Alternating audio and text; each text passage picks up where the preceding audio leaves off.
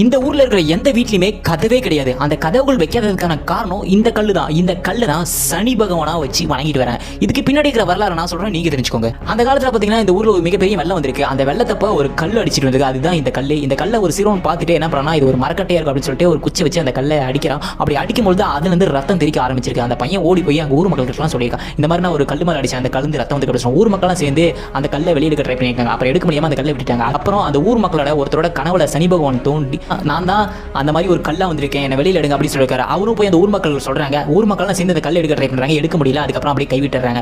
திரும்பவும் மறுநாள் சனி பகவான் அதே கனவுல தோன்றி, இந்த கல்லை வந்து யாராலையும் எடுக்க முடியாது, ரெண்டு பேர் தவிர. அந்த ரெண்டு பேர் யாருன்னா தாய்மகனும் மருமகனும் சேர்ந்து தான் இந்த கல்லை வெளியில எடுக்க முடியும் அப்படின்னு சனி பகவான் அவரோட கனவுல சொல்லியிருக்காரு. அதே மாதிரியே ஊர் மக்கள் கிட்ட போய் சொல்றாங்க. அந்த ரெண்டு பேர் வந்து அந்த கல்லை எடுக்க ட்ரை பண்றாங்க.